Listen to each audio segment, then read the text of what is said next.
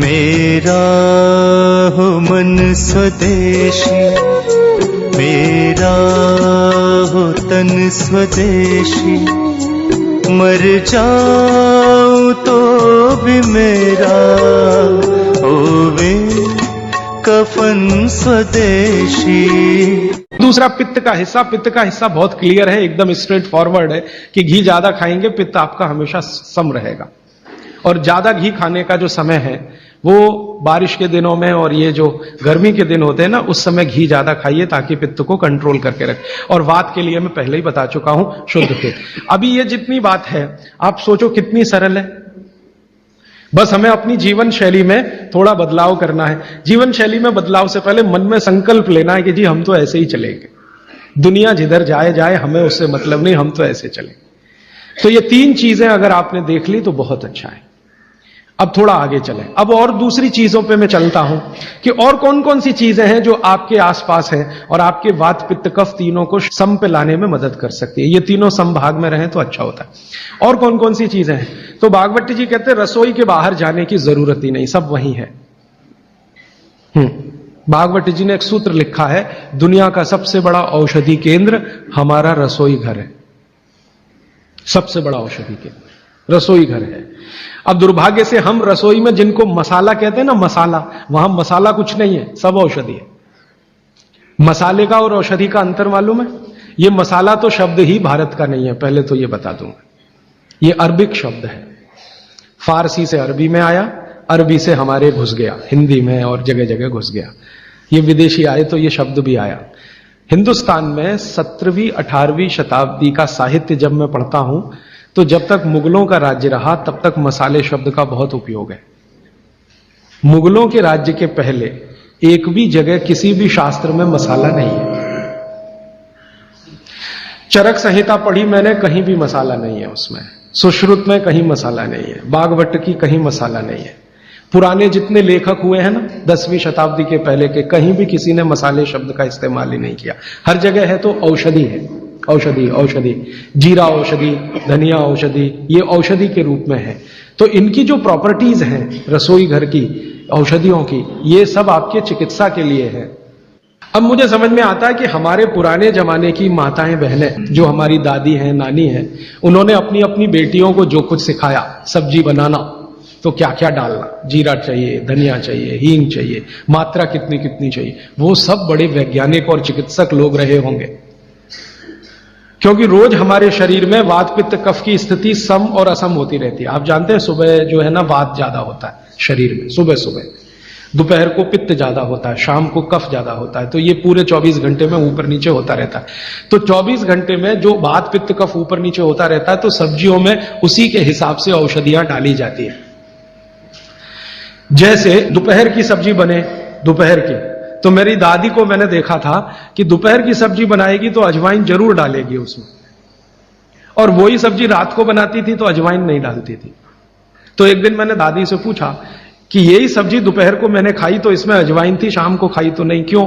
तो उसने उत्तर तो नहीं दिया, तो उसने कहा मेरी मां ने ऐसा सिखाया। बस बात खत्म हो गई। अब उस समय मैं भी मान लिया कि ठीक है उसकी मां ने सिखाया। अब जब मैंने काम शुरू किया ये चिकित्सा पर, तब मेरे समझ में आया कि अजवाइन जो है पित्तनाशक है।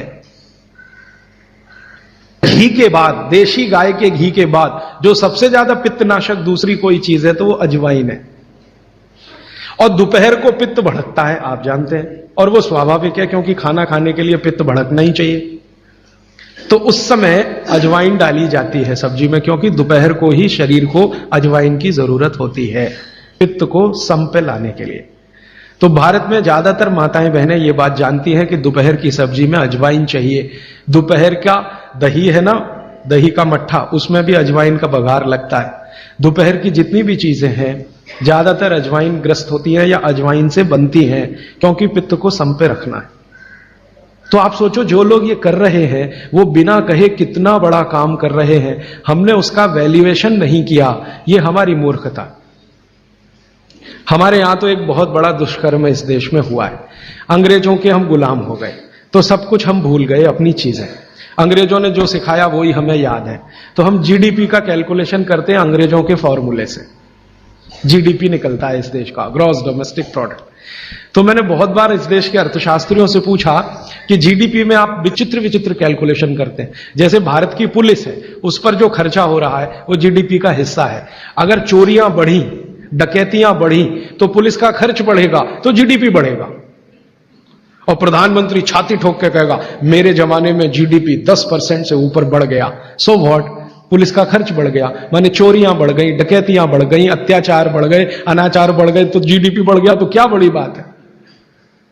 तो हमारे जो जीडीपी के कैलकुलेशन है बड़े विचित्र हैं। इसमें चोरी हो, डकैती हो, लूट मारी हो तो जीडीपी बढ़ेगा, लेकिन माताएं बहनें घर में जो करती रहती हैं वो जीडीपी में है ही नहीं, कैलकुलेशन ही नहीं है उसका।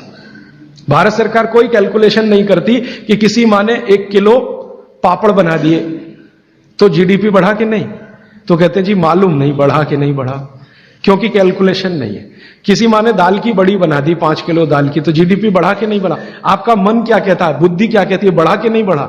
किसी ने बड़ी बना दी, किसी ने पापड़ बना दिए, किसी ने कुछ बना दिया, किसी ने गोंद के लड्डू बना दिए, किसी ने मावे का कुछ बना दिया, तो जीडीपी तो बढ़ ही रहा है, लेकिन हम कैलकुलेट नहीं कर रहे हैं उसको, क्योंकि अंग्रेजों के यहां महिलाओं का किया हुआ काम महत्व का नहीं माना जाता।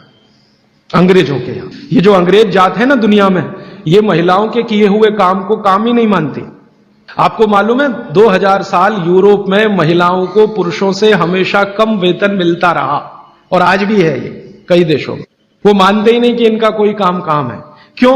वो महिलाओं में आत्मा नहीं मानते। हां, यूरोप का सबसे बड़ा दार्शनिक है प्लेटो, वो कहता है कि स्त्रियों में आत्मा ही नहीं होती,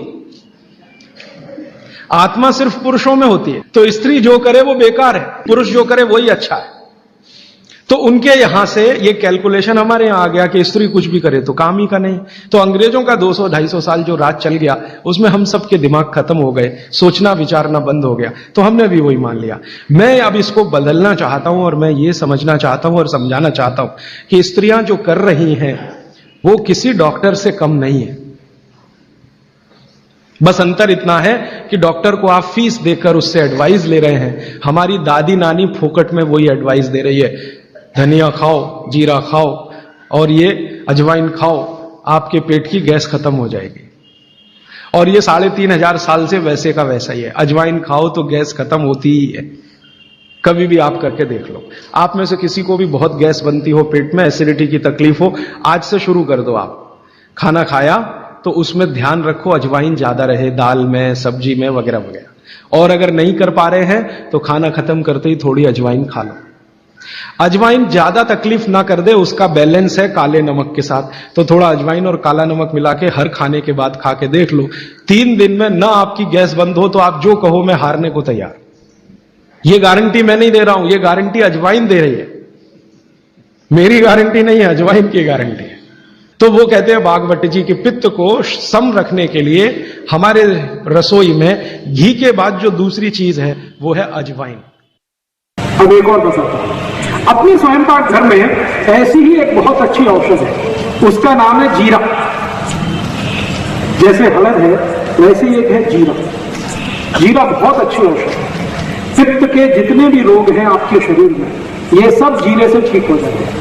पित्त के रोग आप सब समझते हैं, पेट में गैस बनना, पेट में जलन होना, खट्टी खट्टी डकार आना, भोजन का पचन नहीं होना, इनडाइजेशन होना, वॉमिटिंग होना, बार बार उल्टी होना, वॉमिटिंग सेंसेशन होना, नौसिया होना, ये सब पित्त के रोग। इन पित्त के रोगों की सबसे अच्छी औषध है, उसका नाम है जीरा।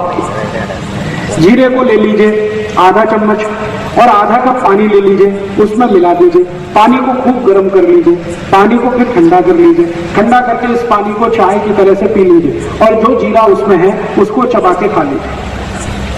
तो नियमित रूप से अगर सुबह सुबह आपने लेना शुरू किया तो ये जीरा पित्त के सभी रोगों को आपके शरीर से बिल्कुल दूर कर देगा। गैस बनना बंद हो जाएगी, खट्टी डकारें आना बंद हो जाएंगी, भोजन की जो अपच है वो ठीक हो जाएगी, वॉमिटिंग सेंसेशन बिल्कुल ठीक हो जाएगा, इनडाइजेशन बिल्कुल ठीक हो जाएगा।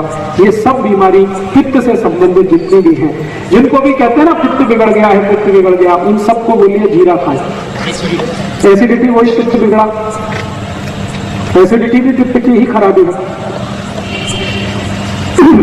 तो जीरा बहुत अच्छी औषध है।